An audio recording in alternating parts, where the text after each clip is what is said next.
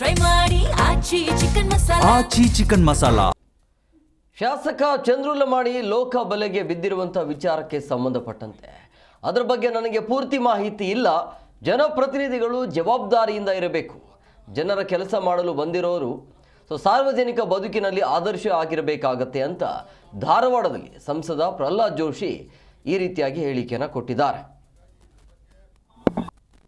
ಅದ್ರ ಬಗ್ಗೆ ನನಗೆ ಪೂರ್ತಿ ಮಾಹಿತಿ ಇಲ್ಲ. ನಾನು ಸಂಪೂರ್ಣ ಮಾಹಿತಿ ಪಡೆದುಕೊಳ್ತಾ ಇದ್ದೇನೆ. ಆದರೆ ಇಷ್ಟು ಮಾತ್ರ ನಾನು ಹೇಳ್ಬೋದು, ಜನಪ್ರತಿನಿಧಿಗಳಾದವರು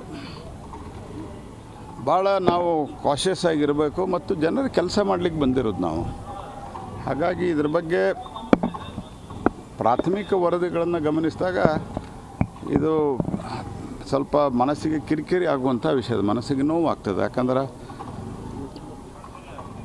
ಸಾರ್ವಜನಿಕ ಬದುಕಿನಲ್ಲಿ ನಾವು ಜನರಿಗೆ ಆದರ್ಶವಾಗಿರಬೇಕು.